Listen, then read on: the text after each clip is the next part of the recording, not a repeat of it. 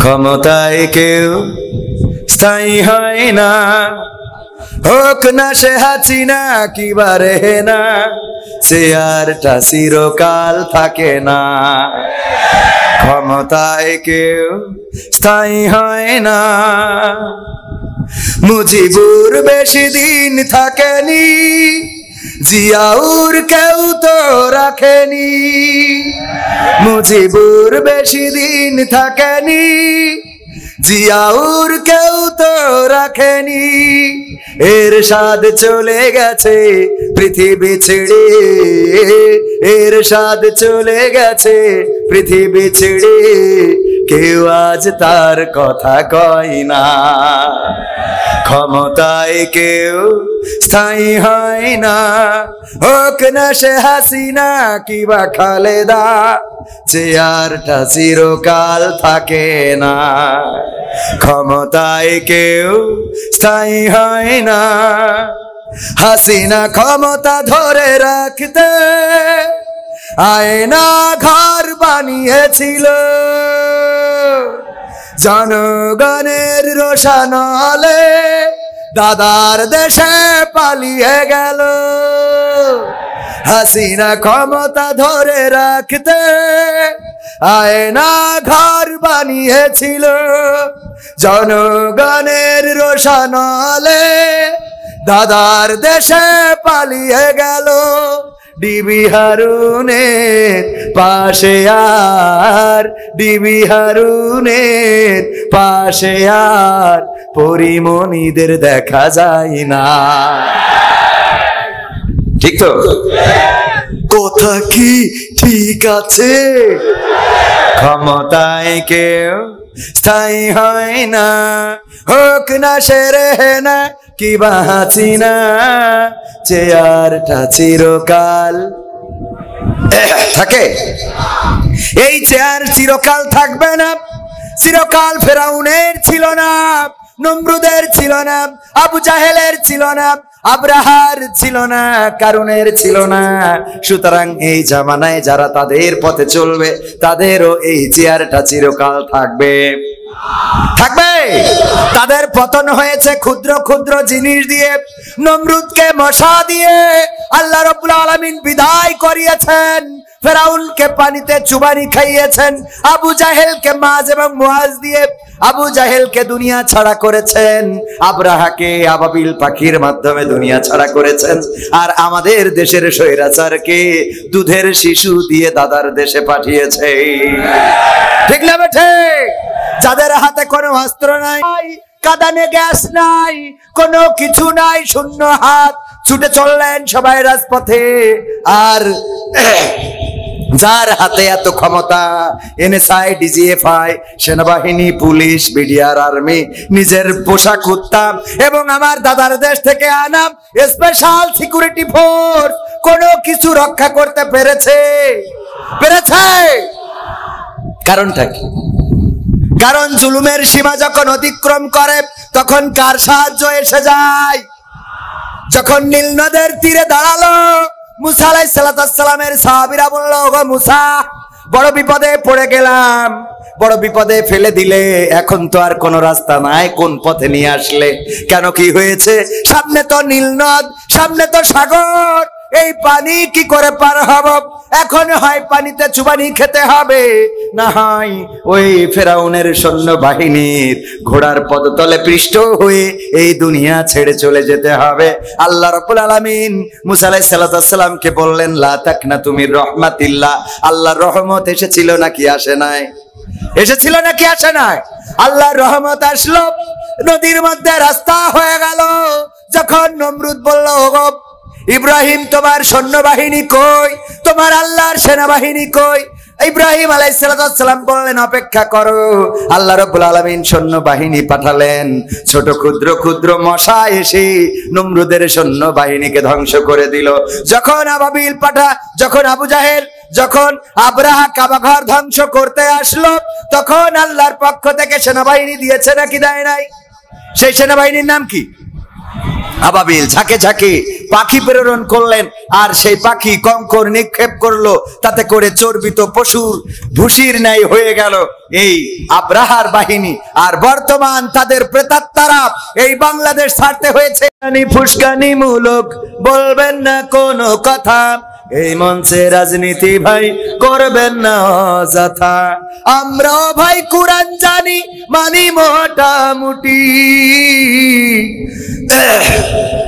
ঝামেলাতে থাকি মাঝে মাঝে নিয়ে ভোটা ভুটি। মক্তবেতে শিখেছিলাম আলিফ বা তা সা, কোরআন হাদিস মোটেও জানি না এমন কিন্তু না। তাই রাজনীতি চলবে না ও হুজুর, রাজনীতি চলবে না, তাই রাজনীতি চলবে না ও ভাই, রাজনীতি চলবে। এবার কি বলতো হুজুর, এই মাহফিল কিন্তু এবার 4র্থ বার্ষিকী, তাতে কি এর আগে 3 বার হয়েছে। ঢাকা থেকে হুজুর এনেছিলাম, তো কি হয়েছে? সেই হুজুরি ওয়াজ করিল কত মধুর সুর, কবরেতে গেলে পাবো 70,000 হুর। এমন ওয়াজ আছে না নাই? অমুক হুজুর ওয়াজ করে কত মধুর সুর, কবরেতে গেলে পাবো 70,000 হুর। অনেকে দোয়া আছে পড়লে কোটিতে সওয়াব, সারা জীবন পাপ করিলেও পেয়ে যাব মাফ। বাপ দাদার নাজাত দিতে করেছি 40, আমার বেলায় 4টা গরু গোয়াল ঘরে পোষা। আমিও ভাই কিছুটা জানি, মানি না তা না, ছোটবেলায় শিখেছিলাম আলিফ বা তা সা। তাই রাজনীতি চলবে না ও হুজুর, রাজনীতি চলবে না, তাই রাজনীতি চলবে না ও ভাই, রাজনীতি চলবে। এরপরে কি বলে হুজুর, আপনি মনে করছেন আমি মানি না? মানি। আমি বললাম কি মানেন? বলছে হুজুর গো, মিলাদ করি কি আমি করি, যাই বাবার মাজারে, হয়তো একটু বিড়ি টানি পথের হাটের বাজারে। আছে না নাই? মিলাদ করি কি আমি করি, যাই বাবার মাজারে, হয়তো একটু বিড়ি টানি ফুলতলার বাজারে। ফজর নামাজ হয় না পড়া, থাকি তখন নিদে, আল্লাহর কসম হয় না কাজা, নামাজটা 2 ঈদে। আছে না নাই? 2টা ঈদে ঢাকাতে আসে আর নামাজ আদায় করে। ইমাম সাহেব বাড়তি 6 তাকবীর দেয়, উনি 6টা রুকু মেরে বসে থাকে। আছে না নাই? মিলাদ করি কি আমি করি, যাই বাবার মাজারে, হয়তো একটু বিড়ি টানি ফুলতলার বাজারে। ফজর নামাজ হয় না পড়া, থাকি তখন নিদে, আল্লাহর কসম হয় না কাজা, নামাজটা 2 ঈদে। নিয়মিত চেষ্টা করি পড়তে জুম্মা নামাজ, সেদিন শুধু হয় না পড়া, যেদিন থাকে কাজ। 3টা জুম্মা করলে কাজা, মুসলিম থাকে না, এই হাদিসটা ভালো করে আমার আছে জানা। তাই রাজনীতি চলবে না ও হুজুর, রাজনীতি চলবে না, তাই রাজনীতি চলবে না ও ভাই, রাজনীতি চলবে। এবার বলে কি হুজুর, এই যে কোরআন এ পড়েছি, আমি পড়েছি, আমার স্ত্রী পড়েছে, আমার সন্তান পড়েছে, শ্বশুর শাশুড়ি সবাই পড়েছে। আমি বললাম তাতে কি হয়েছে? কয় কিন্তু কোরআনে জিহাদ মিহাদ কোথায় আছে দেখিনি কোনখানে, দরগা পীরের মাজার আমার অনেক বেশি টানে গো বাবা, অনেক বেশি টানে। এমপিরা সব কোথায় গেল, মন্ত্রীরা সব কোথায় গেল, কোথায় কাদের কাকা, তাদের ছাড়া দেশটা কেমন লাগে ফাঁকা ফাঁকা। আমার এমপিরা সব কোথায় গেল, আমার কলিজার টুকরা মন্ত্রীরা সব কোথায় গেল, কোথায় কাদের কাকা? তাদের সারা দেশটা কেমন লাগে ফাঁকা ফাঁকা, ওদের সারা দেশটা কেমন লাগে ফাঁকা ফাঁকা। পালাবে না পালাবে না যাই না তবু দেখা, পালাবে না পালাবে না যাই না তবু দেখা, তাদের সারা দেশটা কেমন লাগে ফাঁকা ফাঁকা। আইন মন্ত্রী আটকে গেল আইনেরই ফাঁকে, দাড়ি ছাড়া দরবেশের ভণ্ড ভণ্ড লাগে। সবাই বলা লাগবে, আমি তো আকার শুনে গান গাইলে তোর অসুবিধা নেই আছে, হ্যাঁ? পরে ওরা ঘুরে আসলি কাটি খুলবে, সে পর্যন্ত তো গাই নাকি, তারপর যা হয় হবে। বলছে আর আসবে না, ষড়যন্ত্র থেমে আছে। আপনি যদি ঘুমিয়ে থাকেন আর চায়ের দোকানে বসে যদি বলেন যে বাইডেন এইবার থাকবে না, ডোনাল্ড ট্রাম্প আসবে, চায়ের দোকানে রাজনীতিবিদ আছে না নাই? ইউক্রেন আর রাশিয়া যুদ্ধ কেন এত লম্বা সময় ধরে হচ্ছে, বাংলাদেশের কেউ বলতে না পারলো চার দোকানেরও বলতে পারবে, কথা কয় না। বিজ্ঞানী আছে না নাই? বাংলাদেশের বিজ্ঞানী 2 লাখ টাকায় হেলিকপ্টার বানাইছে, খালি উপরে একটা ফ্যান ঘরে, আর আমাকে টেলিভিশনরা ওই নিউজ প্রচার করে। অথচ আমাদের সেক্রেটারি জেনারেল এখানে এসে 1.5 ঘন্টা কোরআন হাদিস থেকে বয়ান করে গেল। একটা রাজনৈতিক দলের সেক্রেটারি, তার বয়ান নেওয়ার জন্য একটাও মিডিয়া আসে নাই, কথা কয় না। এসেছে বলেন, কত বড় শয়তান এই মিডিয়াগুলো, চিন্তা করতে পারেন?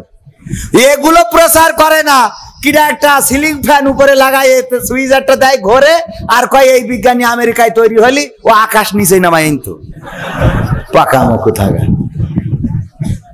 বাংলাদেশের বিজ্ঞানী আর বাংলাদেশের সাংবাদিক, এদের আমাদের দেশের বিজ্ঞানীরা হইলো পয়লা বৈশাখে ঠাকুর তৈরি করে, ওই আবার কারেন্টের তারে বেঁধে শর্ট খেয়ে 3 জন মরে যায়, কথা কয় না।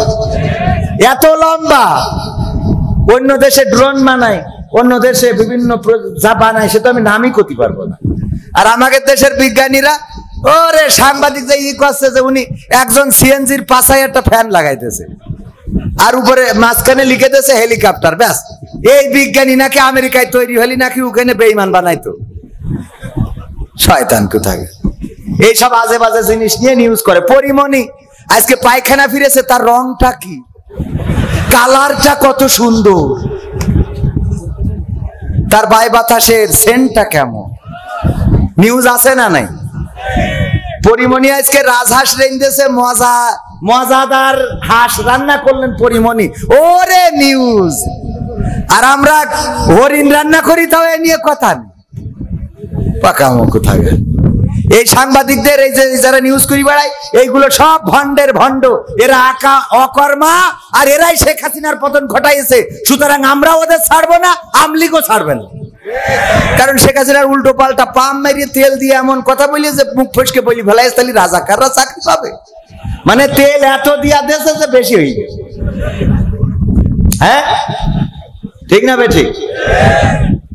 এই কাজগুলো করি শেখ হাসিনা, এই জন্য আওয়ামী লীগ বিএনপি সব একদল হয়ে এই সাংবাদিকদের পিছনে লাগতে হবে। যারা সত্য সাংবাদিকতা করে কোনো অসুবিধা।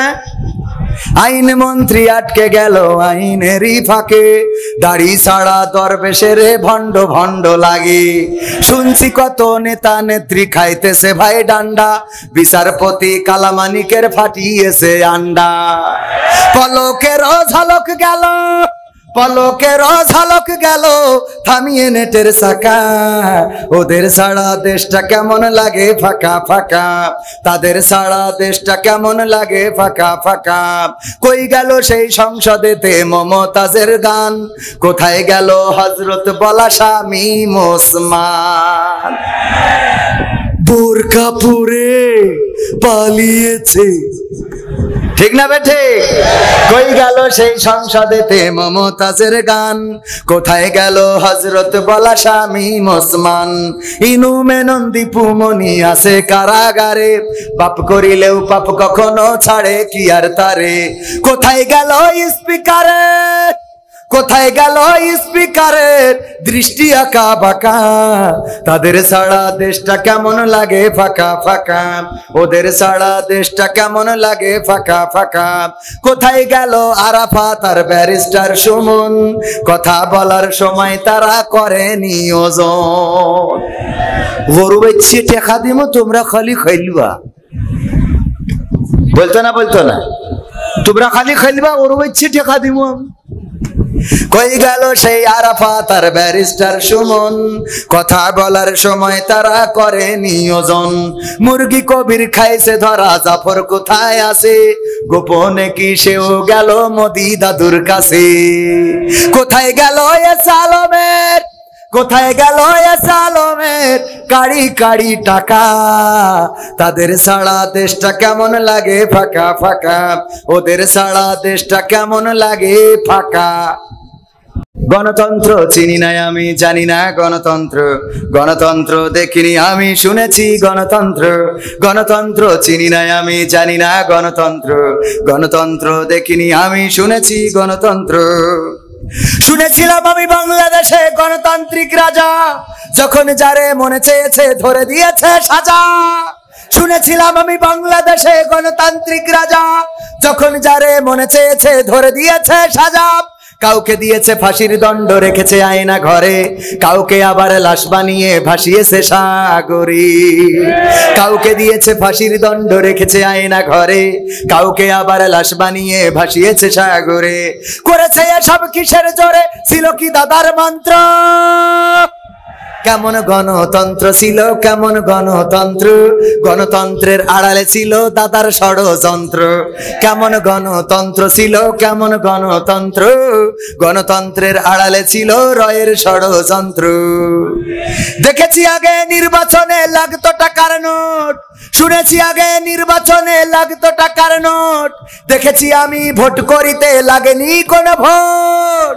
শুনেছি আগে নির্বাচনে লাগতো টাকার নোট, দেখেছি আমি ভোট করিতে লাগেনি কোনো ভোট। ভোটের আগে পাশ হয়েছে মন্ত্রী মিনিস্টার, লাগেনি মিছিল লাগেনি মিটিং লাগেনি তো পোস্টার। নির্বাচন কমিশন ছিল ইন্ডিয়ান গণতন্ত্র। কেমন গণতন্ত্র ছিল, কেমন গণতন্ত্র, গণতন্ত্রের আড়ালে ছিল রয়ের ষড়যন্ত্র। কেমন গণতন্ত্র ছিল, কেমন গণতন্ত্র, গণতন্ত্রের আড়ালে ছিল দাদার ষড়যন্ত্র। বিরোধী দল যারা সংসদে ছিল তারা ছিল পোষা ময়না, দেশ জলে পুড়ে হয়েছে ছাই তবুও তো কিছু কয় না। বিরোধী দল যারা সংসদে ছিল তারা ছিল পোষা ময়না, দেশ জলে পুড়ে হয়েছে ছাই তবুও তো কিছু কয় না। শাসনে ছিল না সততা নিষ্ঠা, বিচারের ছিল না মান, সংসদে বুঝি তাই শোনা যেত মমতাজের গান। শোনা যেত না, যেত না? আরে কত তেল, সংসদে কত গান শোনায়েছে। আর আমার মাননীয় সাবেক প্রধানমন্ত্রী জননেত্রী চলে গেল, তোর মনের তো একটা দুঃখের গান গাওয়ার দরকার ছিল না অন্তত? বিরোধী দল যারা সংসদে ছিল তারা ছিল পোষা ময়না, দেশ জলে পুড়ে হয়েছে ছাই তবুও তো কিছু কয় না। শাসনে ছিল না সততা নিষ্ঠা, বিচারের ছিল না মান, সংসদে বুঝি তাই শোনা যেত মমতাজের গান। বিরোধী দল নাই, ওটা তো ছিল ডিজিটাল ষড়যন্ত্র। কেমন গণতন্ত্র ছিল, কেমন গণতন্ত্র, গণতন্ত্রের আড়ালে ছিল দাদার ষড়যন্ত্র। কেমন গণতন্ত্র ছিল, কেমন গণতন্ত্র, গণতন্ত্রের আড়ালে ছিল মোদির ষড়যন্ত্র। নায়েবে রাসূল কোরআনের পাখি বলতো মানুষ যারে, 13টি বছর সেই মানুষের রেখেছিল কারাগারে। নায়েবে রাসূল কোরআনের পাখি বলতো মানুষ যারে, 13টি বছর সেই মানুষের রেখেছিল কারাগারে। কোরআনের কথা বলতে গেলেই করতো গ্রেফতার, ইসলামী বই কোরআন হাদিস করতো যে উদ্ধার। ওসবে নাকি থাকতো লেখা নাশকতার মন্ত্র।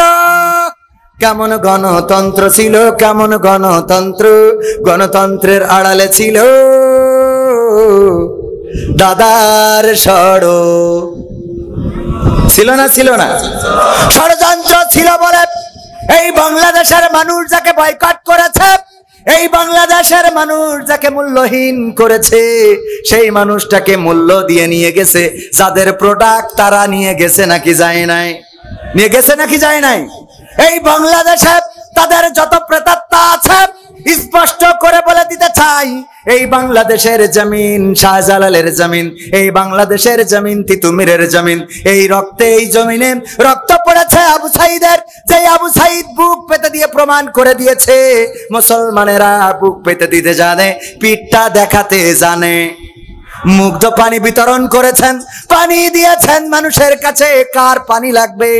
শুধু পানি খাওয়াই তার নামটা মুগ্ধ, শুধু পানি খাওয়াই মুগ্ধ করে নাই, বরং রক্ত দিয়ে বাংলাদেশের মানুষকে মুগ্ধ করেছে নাকি করে নাই?